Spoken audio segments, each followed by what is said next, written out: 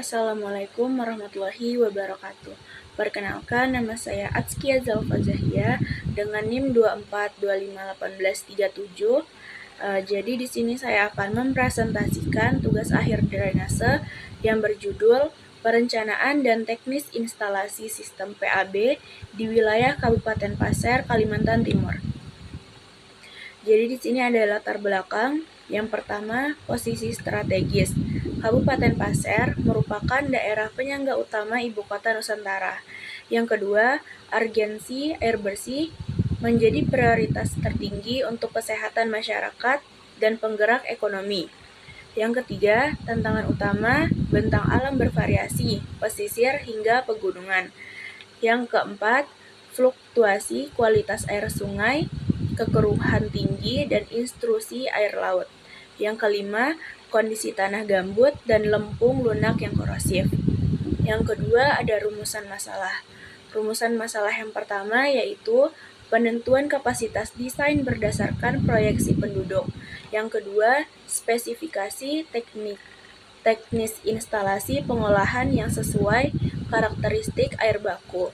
Yang ketiga, strategi mengatasi kendala tanah labil dan korosif. Selanjutnya ada tujuan penelitian. Yang pertama yaitu memberikan pedoman perhitungan kebutuhan air, memaparkan desain teknis unit pengolahan, intake hingga reservoir. Yang kedua, menganalisis material dan metode instalasi pipa yang efektif. Selanjutnya ada kondisi hidrologi wilayah. Yang pertama ada sumber air permukaan, yaitu ada dua. Yang pertama ada sub DAS Kandilo, sumber utama ibu kota kabupaten, namun memiliki fluktuasi debit yang timpang. Yang kedua, sub DAS Telake, potensi debit besar untuk wilayah utara, namun terkendala aksesibilitas medan. Yang kedua, air tanah, terbatas di wilayah pesisir karena salinitas tinggi air payau. Perencanaan membutuhkan sumur dalam lebih dari 100 sampai 150 meter. Selanjutnya ada analisis karakteristik air baku. Yang pertama ada kekeruhan normal 50 sampai 100 NTU. Namun dapat melonjak lebih dari 1000 NTU saat hujan deras. Memerlukan unit presedimentasi handal. Yang kedua, ada derajat keasaman yaitu pH. Cenderung asam pH 4,5 sampai 5,5. Akibat lahan gambut, memerlukan netralisasi agar tidak korosif terhadap pipa. Yang ketiga, kandungan logam, besi Fe, dan mangan Nm sering melebihi ambang batas menyebabkan kerak pada bak penampung. Selanjutnya ada perencanaan teknis atau intake dan transmisi. Yang pertama, unit intake menggunakan desain intake ponton untuk mengatasi perubahan elevasi muka air sungai 4-6 meter. Dilengkapi bar screen bertingkat. Yang kedua, unit transmisi. Pemasangan pipa harus memperhatikan hydraulic grade line. Yang ketiga, ada komponen pelengkap. Air valve di titik tertinggi dan blow off di titik terendah untuk pengurasan endapan.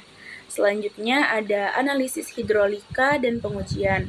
Yang pertama ada head loss dihitung menggunakan persamaan Hazen-Williams untuk menentukan diameter pipa yang ekonomis. Yang kedua ada hydrostatic test. Wajib dilakukan untuk tekan sebelum pipa ditutup tanah. Yang pertama ada tekanan uji 1,5 kali, tekanan kerja misal 10 bar. Yang kedua ada durasi minimal 2 jam, stabil tanpa penurunan signifikan. Selanjutnya yang terakhir ada kesimpulan dan rekomendasi. Yang pertama ada kesimpulan yaitu perencanaan PAB Pasir harus integratif, menggabungkan pemilihan material HDPE, teknologi plate stailer, dan pengamanan hidrolika. Yang kedua ada rekomendasi strategis, yaitu yang pertama penerapan digitalisasi SCADA untuk monitoring real time. Yang kedua, ada pembangunan bendung gerak untuk mencegah intrusi air laut. Yang ketiga, ada perlindungan DAS dan pengolahan lumpur limbah. Yang keempat, desain modular untuk kemudahan upgrading kapasitas seiring pertumbuhan IKN. Mungkin sekian dari saya. Terima kasih. Wassalamualaikum warahmatullahi wabarakatuh.